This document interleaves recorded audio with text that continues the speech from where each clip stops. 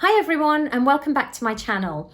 In today's video I'm going to share with you how I lost over 20 kilograms and my weight loss journey, because I think it's important to sort of share these things that I have learned during the process that has been probably one of the most challenging times of my life in my own sort of personal focus, and really required me to dig deep and really focus on my own goal. Going through this whole process is one thing that has actually really helped me build a wider knowledge of my nutrition. Looking back to the type of person I was before, I wasn't really into fitness at all. I never really used to work out, and it just wasn't part of my lifestyle. I am, or was, a self-confessed sugar addict. Just not being fully happy with myself, because I suppose maybe if I'd have dug really deep down, I would have recognized that actually it was sort of the lack of movement and being quite unhealthy, and especially having such a poor diet. And then obviously the impact of that gaining weight was actually making me very unhappy. So even once I did actually purchase my first pair of trainers and started to work out, because I had very little knowledge about nutrition, the first thing I actually did was, once I would start to work out, then I would think, right, okay, I've earned a treat now, right, I'm going right off to either go and get that takeaway or indulge in some sort of sugary sweet treat. If you're going through a similar process, or you're just looking to integrate more, sort of more movement, more fitness, health and well-being into your life, I can honestly say that is the best change I've made in my life. And it has been one of the hardest things I've ever had to embark on, because I think going through a process like that, you really have to get to know yourself and be honest with yourself and face yourself. So, if you are looking to add more movement into your daily life, whether it's for weight loss, whether it's just for overall well-being, and the biggest thing for me is the mental positive impact. So if you are looking to embrace anything, or even just, there are so many options out there. There's sort of couch to 5K, which, I've only just recently started to, run 5K. So anybody who does that out there is, that's amazing. But, even if you're just looking to add in an extra daily walk into your routine, I think, you will definitely see the positive impacts of this. So I'll also, at the end of this video, be sharing a couple of tools and tips that have actually really helped me.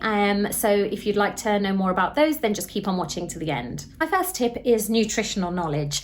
That is something I had no idea about, and that's probably one of the reasons why I suppose spiraled out of control when it came to sort of eating just whatever I felt like. Being a shopaholic was something that I felt like was sort of covering up the fact that actually what was the real root problem of all of this was actually sort of poor nutrition and just not being quite happy with myself. So I would go on a shopping spree, go into sort of changing rooms, aspiring to certain, sort of outfits and looks and thinking, oh, this is great, I'm going to look amazing in this. And then getting to the changing room and trying it on and finding that actually it didn't fit, or the size that I'd picked, because I wasn't honest with myself. I was trying to squeeze into something that wasn't me. On top of that was, oh, well, actually nothing looked great in the changing room. Didn't really enjoy that shopping experience. Right, let me go and make myself feel better and go and have some cake and coffee with friends. Nutritional knowledge for me was a real eye-opener. And it was only when I started to, sort of focus on actually what I was eating. And during my early days of sort of focusing on, my health and well-being, I actually was afraid to write down what I actually ate in a day, because I suppose I was in denial and I didn't really want to focus on that at all. So it was only once I started working with my personal trainer that, he asked me to do a food diary.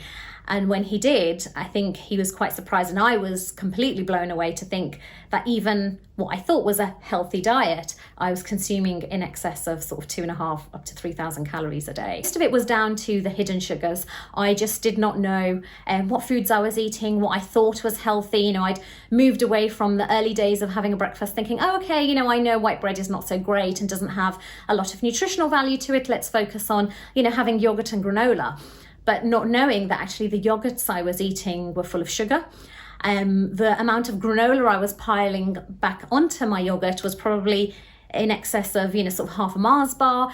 All these things that I just didn't know. What I thought was me being healthy was actually not. And if there's one message I can share with you guys, is definitely focus on your nutrition, regardless of whether you're looking to lose weight or not, or just become more healthy. Nutrition is so important. And I suppose if you think of our bodies are like a we have a process of digesting food, and we're like a machine. And if you're pouring too much of anything into a machine, eventually it's not going to work properly. And that's what I think the closest thing I can relate to was what I was doing to my body was excess of sugar and excess of poor nutrition, rather than the good things that actually are going to keep it working. So nutrition and learning about nutrition is one piece of advice I definitely share. Started to break down what I was actually eating and looking at the amount of sugar I was consuming, and really looking at the food labels. And I know it might sound like, I don't want to eat things and then have to check on the label, but if you don't have any nutritional knowledge, that's a great way to start. And then you can start to weigh up to see, well, actually, the chocolate bar that I am actually going to eat, is that going to give me 3/4 of the amount of sugar I should be eating in a day? And if it is, then anything I eat beyond that is then possibly going to be in excess. So it's those type of things that I think were a real eye-opener for me. And the first part where I dropped the most weight was in the first 12 to 18 months. And it happened dramatically because, yes, I was on a low-calorie diet, but it was the nutrition that I was actually looking at. So I wasn't just on like a 1,200 or a 1,500 calorie diet and I could eat anything within that time. It was actually, what is fueling me? What is actually going to help me burn the fat that I had, but also really fuel my body for the actual process of working out. So now, because I have kicked the sugar habit, I still eat sugar. I'm not saying I'm a zero sugar and zero sugar is the way. I do eat sugar, but I eat it in balance and moderation. Second tip is definitely find some form of movement that you're going to enjoy. There are so many different options out there. One size doesn't fit all, and it is really important that you enjoy what you do, especially if you're going to be, committing to this, because commitment obviously is the underlying thing of all of this process. You have to be committed to this.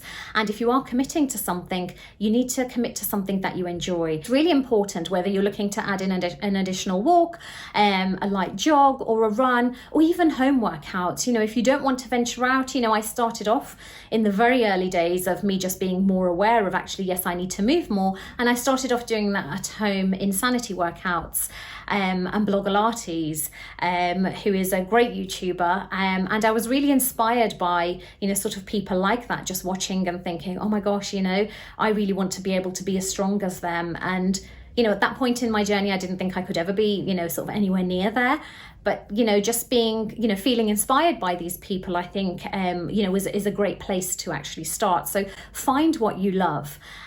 Personally for me, it was spinning that I really came to grow and like.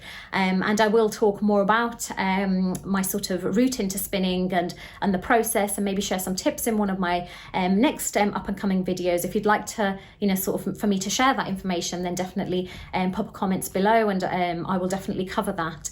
Spinning is hard, and it seems crazy for somebody who didn't move much and didn't really want to go and even walk up the stairs to the first floor to then go and start spinning.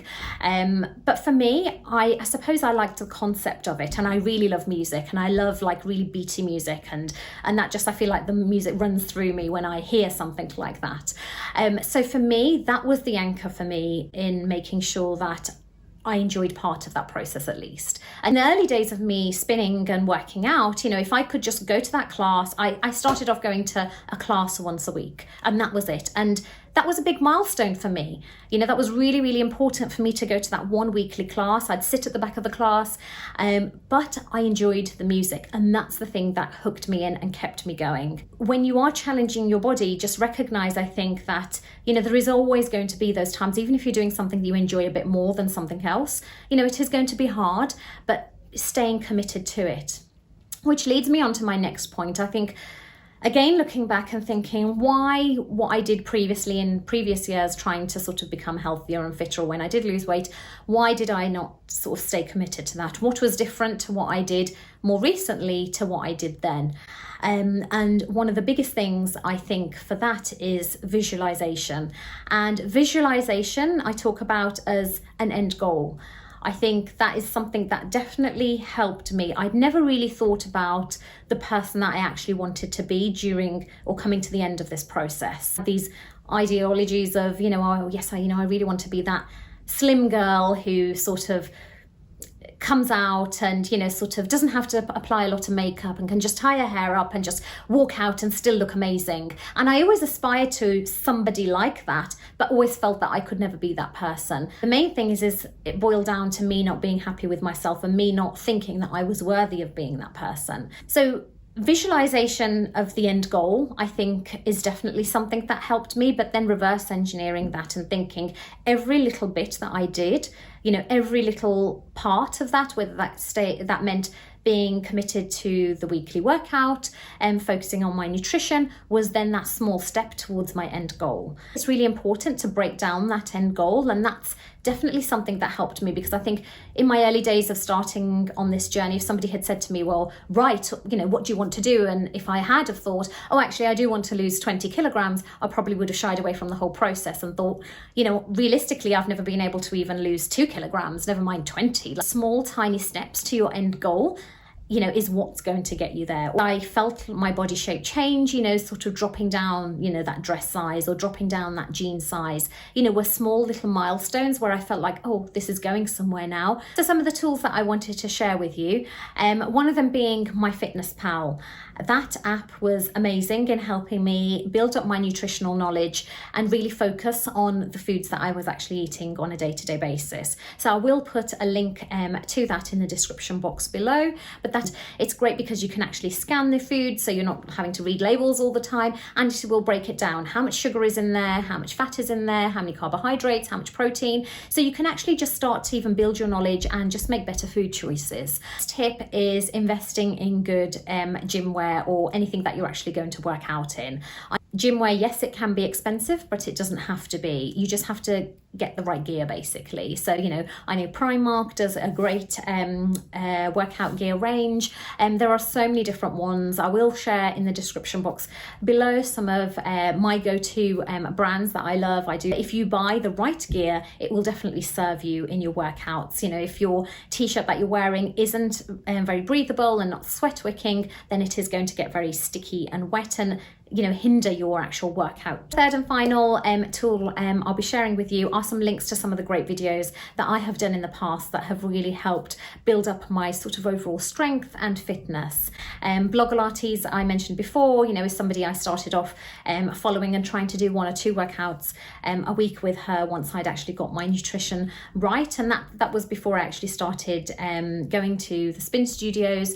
I will put a description below for the spin studio I go to. It is Cycle. It is absolutely amazing. They also have an online portal as well, so an online subscription where you can sign up to. So if you aren't in London, you can definitely still make use of all their amazing videos that they do. They do a load of strength workout videos. If you don't have a spin bike, that's fine. You just need free weights. You can actually even do I think they do some HIIT workouts and body weight exercises. I'll pop in a description below so you can try some of their videos. They do actually also do, I think they're running a 14-day free trial, or maybe even 21-day at the moment.